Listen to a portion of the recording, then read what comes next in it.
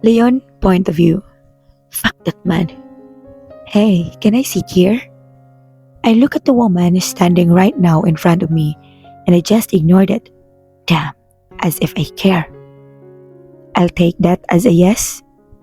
Walang ano-ano ay umupo ito sa katabi kong sofa. Hindi ko alam na ang isang Leon Hills ay nag-iinom mag-isa ng walang kasamang ibang babae. Nakakapanibago. Sarkastiko nitong sabi. I glared at her. Don't try me, lady. Nanghahamon kong sagot. Napainom na lang muli ako sa hawak kong baso ng alak at ininom iyon ng mabilis. Why? I'm just stating the fact. Natatawang Anya. Napangisi na lang ako at tumayo sa sofa. Sorry, I have to go. Narinig ko pang tinawag ako nito pero wala talaga ako sa mood para landiin siya. Why? I don't know either. Sumakay na ako ng kotse at madalim na napahawak sa manibela. Sa tuwing naalala ko ang pangingialam ni Jacob ay parang nag-iinit ako sa galit. Binuhay ko na ang makina ng kotse at nagsimulang paandarin ito. Hindi ko alam pero parang wala ako sa sarili na nagmamaneho at lutang ang isip. Kahit subukan ko pang mag-focus sa daan. Napansin ko na lang na napadpad ako sa lugar na lagi kong pinupuntahan sa tuwing nakakaramdam ako ng stress. Mabilis akong lumabas ng kotse at sumandal dito kasabay ng paghit-hit ng sigarilyo. Ito lang ang nakikita kong magandang lugar kung saan siguradong mapapagaan ang pakiramdam ko. But every time I am here, it's just torturing me. I remember how they fool me at pinagmukhang tanga. Pinunasan ko na lang ang luhang tumulo sa aking mata. Pero isa lang ang nararamdaman ko ngayon, galit. Napahiga na lamang ako dito sa harap ng kotse ko at tinitigan ng mga bituin. It's awkward, but it makes me calm. Zach, nasan ka na? Tila nakunot ang noo ko nang marinig ang sigaw di kalayuan sa pwesto ko. Boses ng isang babae at alam kong hindi ako nagkakamali. Samantala, Allison's point of view. Napasampal na lang ako sa noo ko dahil malalagot ako nito kay Nadia kapag nawala ko ang aso niya. Nakakainis. Hindi ko naman talaga sinasadya na mabitawan ng lubid dahil sa sobrang tuwa ko lang na makapunta sa ganitong lugar. Lalo na ang mga nagliliwanag na bahay mula sa ibaba nitong bundok. Zack, nasaan ka na? Napanguso na lamang ako habang tinatawag ang pangalan ng aso pero napatigil ako nang makita ang isang itim na kotse. Mas nilapit ko pa ang aking sarili para titigan ng kotse. May tao ata? Nagkibit balikat na lamang ako at naglakad na ulit para hanapin ang aso ni Nadia. Zack, magpakita ka na! Sabay tingin ko sa paligid. Who are you? Napahinto ako sa pagtuwad nang marinig ang baritonong boses mula sa likuran ko. Bigla akong napalunok dahil sa kabang nararamdaman. Paano kung masamang tao siya? Ganito ang mga nangyayari sa balita. Tapos, ang gagawin ay mahihirapan ka o di kaya iriripin. No, hindi pwede. I said, who are you and why are you here? Galit na Anya. Napapikit ako ng mariin para lakasan ng loob hanggang sa dahan-dahan na akong humarap. Sorry, may hinahanap lang kasi ako, si Zack. Ikaw? Gulat kong tanong kasabay ang pagturo sa kanya. Bakit nandito siya? Sinusundan niya ba ako? Bigla nitong itinapo ng upos na sigarilyo at tinapakan. Sinusundan mo ba ako? Di ko na mapigilan ang magtanong. Napaka-imposible naman na pupunta siya rito ang mga katulad niya ay laging nasa bar ng ganitong oras. Napangisi naman siya at nilagay ang kamay sa dalawang bulsa. Why? There is something wrong if I'm here? Mabilis akong napailing sa tanong nito. Then good. How about? Sabay lapit ng mukha niya sa akin. Let's discuss the night with me. You remember? Kasabay ng paghimas nito sa kanyang baba habang mapang-akit na nakatitig sa akin. Hindi ko alam ang sinasabi mo. Ang bilis ng tibok ng puso ko sa sobrang kaba na nararamdaman na kulang na lang ay lumabas ng katawan ko. Bakit sa dinami-rami ng makikita ko dito ay siya pa? Ang malas ko talaga kahit kailan. Inis kong bulong sa sarili. Why are you watering? Do you like what we did, don't you? Hindi. Walang alinlangan kong sigaw. Wala na akong naisip pa kung hindi ang tumakbo pero mabilis pa sa hangin ang kamay nito na pumulupot sa braso ko. Don't run away from me like what you did, baby. Sabay ngiti nito. Sorry, may hinahanap pa ako. I need to go.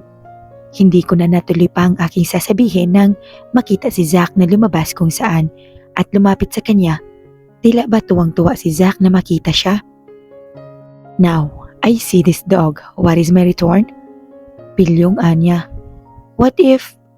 Sabay taas baba ng kilay nito, paibaba ng tingin sa aking dibdib. Bastos!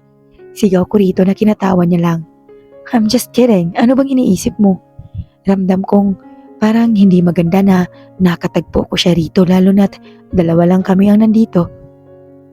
I would like to invite you in a dinner. Nakunot ang noo ko sa sinabi niya. Dinner? Kasama ako?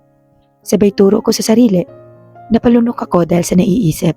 Siguradong isa itong bitag. Ayoko, ibalik mo na sa akin si Zack. Okay, madali naman akong kausap. If you want to have a dinner with me, pumasok ka na lang ng kotse. Napanganga na lamang ako sa sinabi niya kasabay ng paghilamos ko sa mukha. Ano nang gagawin ko? Siguradong mapapatay ako ni Nadia kapag nalaman niya na hawak ng pervert na ito si Zack. Ito na nga lang ginawa ko para makabawi sa pagbantay niya kay mama. Minalas pa. Napakagat ako sa ibabang labi at hindi na nagdalawang isipan na pumasok sa loob ng kotse. I thought hindi ka sasama. Wow, chill girl. Masamang tinitigan ko ito. Alam mo yung pakiramdam na gusto mo siyang pirisin? Kumindat pa ito kaya napairap ako. Umalis na tayo. Umarap na lamang ako at hindi na siya tinitigan pa. Okay. Napasulyap ako rito sandali at tanging ngiti nito ang napansin ko. Pero para bang may kakaibang epekto iyon sa akin? Alam ko nakita ko na yung ganoong ngiti. Hindi ko lang matandaan kung saan. Pinilit kong isipin pero hindi talaga pumapasok sa isip ko kung sino. Wow! Napahanga ako dahil pagtingin ko sa labas ng bintana nitong kotse ay may mga nagliliwanag na iba't ibang kulay sa paligid. Binuksan ko ang bintana at gano'n na lamang ang gulat ko nang may snow na bumabagsak sa langit. Kailan pa nagka-snow sa Pilipinas? This is a famous place here in Baguio. Napatingin ako sa kanya at di ko na malaya na kanina pa pala ako parang tanga na nakasilip sa bintana ng kotse. We're here. Napatingin ako sa restaurant na puno ng mga disenyong gawa sa yelo. Nasa South Korea ba tayo? Natawa siya bahagya sa tanong ko na nagpalabas ng mga mapuputi niyang ngipin na bumagay sa itsura niya. Alison, libreng dinner lang to. Huwag lagyan ng mali siya. Bulong ko sa sarili. Isasama pa ba natin si Zack? Yeah, pero dadalhin muna natin siya sa pet place kung saan papakainin rin siya. Napatango na lamang ako sa sinabi niya at hinayaan. Hindi ko rin alam sa sarili ko kung bakit pumayag akong sumama sa kanya pero natutuwa din ako dahil first time kong makarating sa ganitong lugar. Welcome ma'am and sir. Bati ng waiter at iginiya kami papunta sa pwesto. What do you want to eat? Tanong niya sa akin. Lumapit naman ako sa kanya at bumulong. Pwede bang sa karinderya na lang tayo kumain? Kulang kasi ang pera ko sa ganitong restaurant. My treat, don't worry. Putol niya sabay tingin nito sa menu. Napakamot na lamang ako sa batok at tumingin na rin sa menu. Halos malaglag pa nga na lamang ako nang mabasa ang mga nasa menu at para bang anumang oras ay masisira na ang utak ko. What the? Ngayon lang ako nakakita ng mga ganoong menu. Puro mahahalay. Halos mga tog ang mga kamay ko dahil sa mga nabasa ko at binitawan ng menu. Hey, are you okay? Bakit namumutla ka? Tawag niya. Ikaw na lang siguro ang umorder ng pagkain.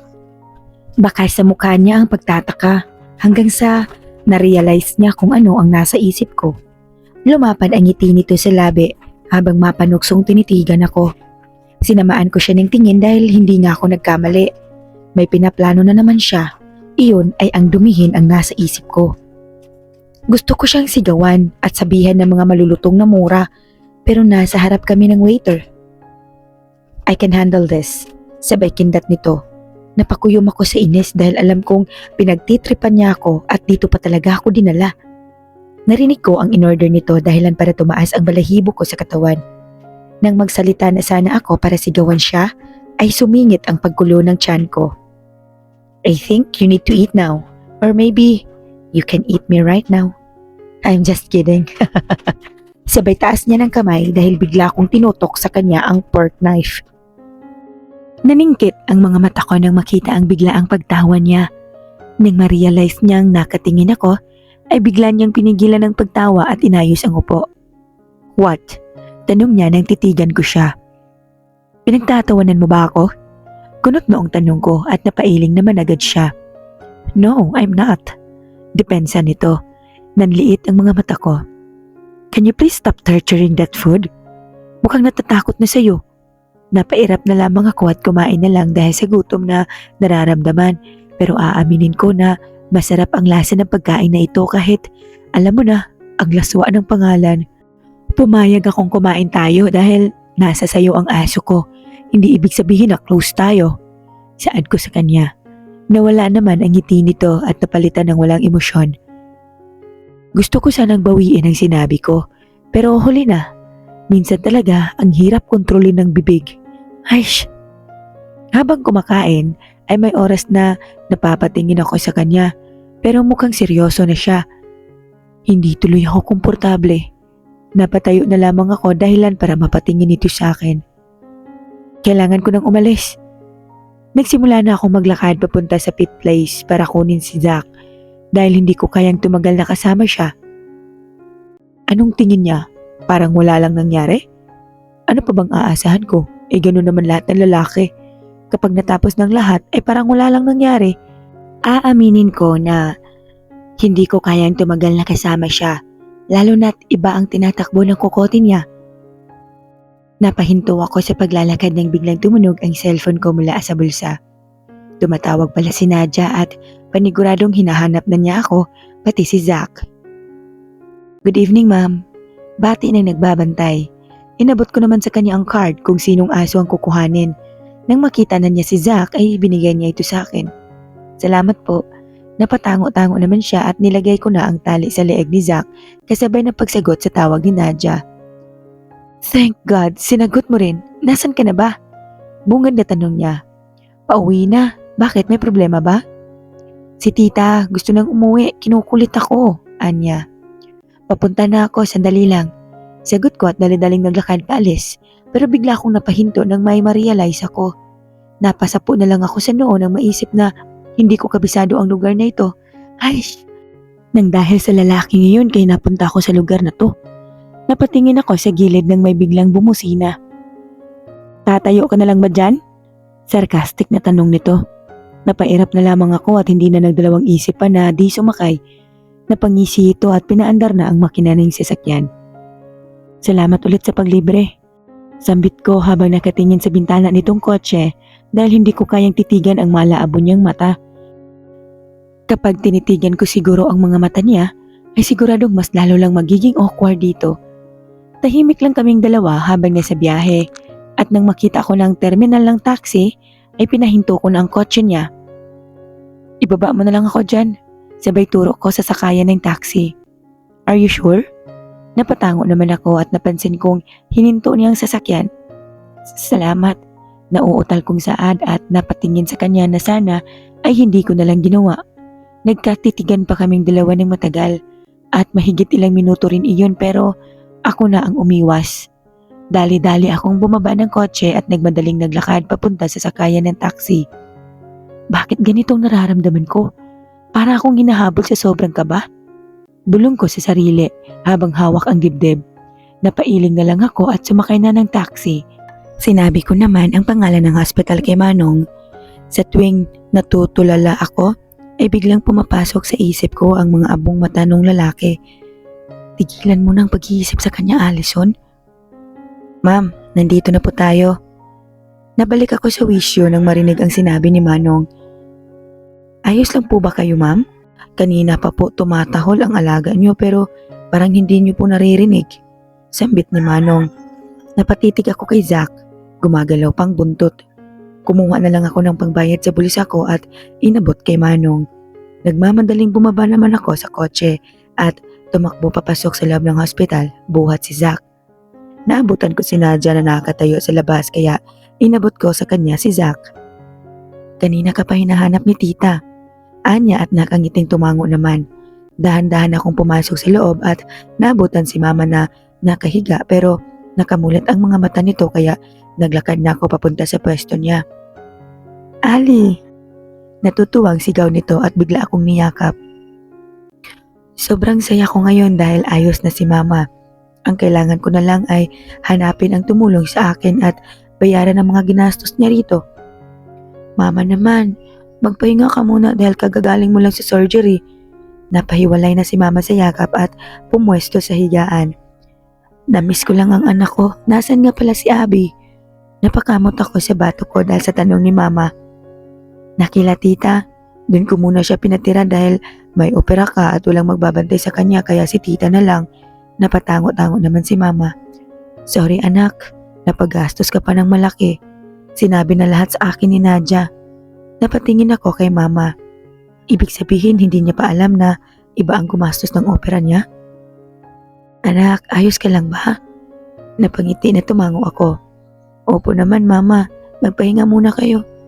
Nagpaalam na ako kay Mama at nasa lubong si Nadia na nakaupo. Ano, kamusta si tita? Ayos na. Nadia, salamat nga pala. Wala yun.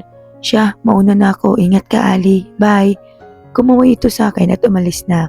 Pumasok muli ako sa kwarto ni Mama at naabutan ko itong tulog na kaya napahiga na lamang ako sa sofa para matulog rito. Napatulala lang ako sa kisame at iniisip kung sino yung taong tumulong na bayaran ang mga bill dito sa ospital ni Mama. Dahil malaki ang utang na loob ko sa kanya. Kinabukasan, salamat po tita. Basta, pakamusta mo ako sa Mama, maliwanag? Napatango ako sa sinabi ni tita at may inabot ito sa aking mga prutas para kay Mama. Mauna na po kami tita.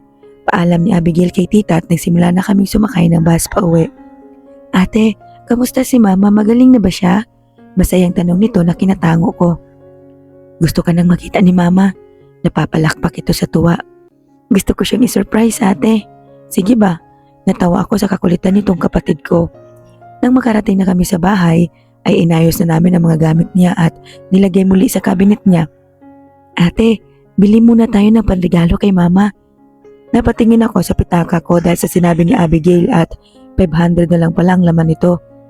Anong gusto mong iregalo natin kay Mama? Napahawak ito sa kanyang baba at biglang ngumiti. Bilhan natin si Mama ng bulaklak na nakalagay sa paso, di ba mahilig si Mama ron? Pwede din. Natawa kaming pareho sa sinabi ko at nagsimula ng bumiyahe papunta sa ospital pero dumiretso muna kami sa Divisoria para maghanap ng bulaklak na ibibigay kay Mama. Ate, ito, maganda ito.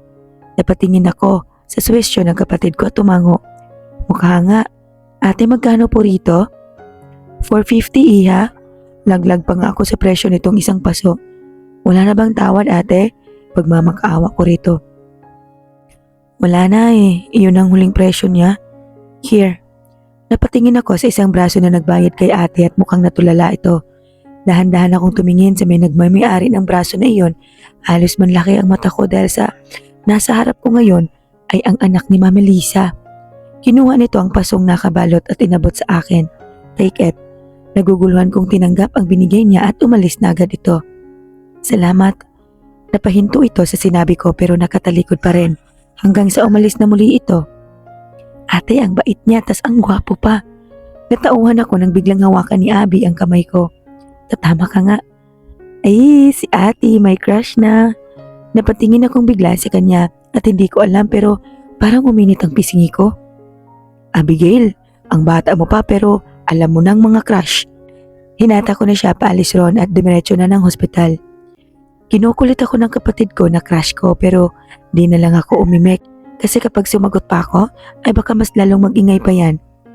Nang makarating na kami sa hospital ay dumiretso na kami sa kwarto ni Mama. Mama! Sigaw ni Abby at nagulat si Mama at bigla siyang niyakap ni Abigail. Kamusta ka kila tita mo? Ayos na ayos Mama, ang dami kong kaibigan. Napangiti si Mama at hinayaan ko muna silang magkwentuhan at ako naman ay inayos ng mga pinagkainan ni Mama. Hanggang sa nanood muna ng TV si Abigail at tumabi ako sa higaan ni Mama. Anak, wala ka bang balak mag-college?